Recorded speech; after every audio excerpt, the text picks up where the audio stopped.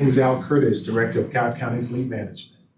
Black History Month is coming to a close, and I'd like to make sure we celebrate the accomplishments and achievements of people that you've never heard of before. They were activists, they were educators, and they were innovators that shaped this country and made this country great. And here are some of their stories. My moment will recognize somebody that we use his invention every day. Mr. Henry T. Sampson invented the first cell phone. He was given a patent in July 6, 1971 and awarded electric cell device and procedures. In 1973, he started Motorola. Mr. Henry T. Sampson, we use it every day. In this segment, we're going to be highlighting non-African American individuals that played a pivotal part in Black history. The first person is Jane Elliott. She was a school teacher from Iowa. She had a class of third grade students, and she started a controversial and startling exercise called Blue Eyes, Brown Eyes. This exercise opened up the eyes of third grade students to show how racism and discrimination could shape an individual, which this program gained national attention and also was featured on the Oprah show.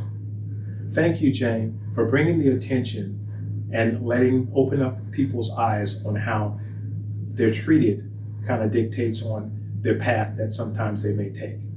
Thank you, Jane. In today's Black History, we want to talk about a great man by the name of Garrett Morgan. He's an entrepreneur and inventor. And the first topic I want to focus on, that in World War I, he invented gas masks. And the gas mask was here to save the troops from mustard gas. You know what I'm saying about mustard gas? It was very bad, it would kill you. And also, the second topic I want to focus on that he really put his heart into was the traffic light. At one time, the traffic light was only red and green. He had the chance to intervene in this to save lives. And he decided to come up with the yellow traffic light and let it know the focus about time to get ready to change. You have a chance to stop. And throughout history, he invented quite a few other things, also like the sewing machine and other things that he focused on. And today, we celebrate Garrett Morgan in today's Black History. African American person that I'd like to highlight, his name is James Zerg. He was a former minister, and he was involved in the Freedom Riders. And if for those of you guys don't know who the Freedom Riders were, they were individuals, mostly college students, 19 to 25, that participated in bus rides to bring the highlight of segregation on buses and on bus terminals as well. He was involved in the Students Nonviolent Coordinating Committee, which is called SNCC. One day in Birmingham, Zerg was arrested, of course, on a bus because he refused to move to the back of the bus along with African American people that were part of SNCC. And in Alabama, in Montgomery, was one of the worst days of his life.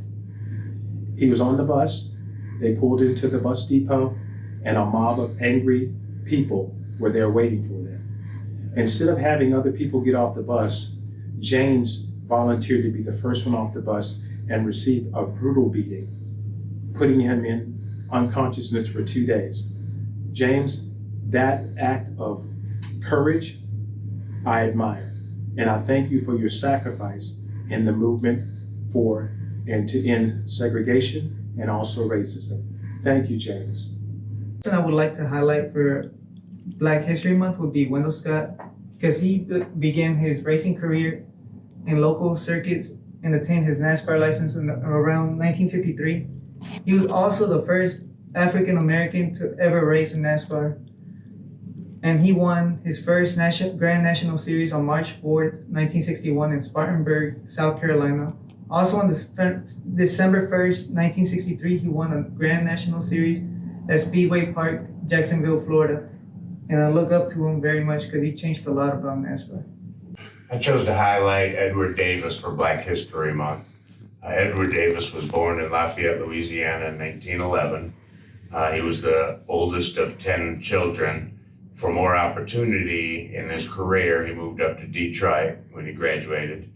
He went to technical college there. He was a automotive mechanic and later worked for Chrysler in a Hamtramck assembly plant.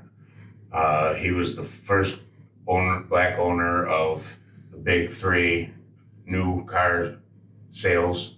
And I was intrigued by this story because my father worked at the same plant at the same time.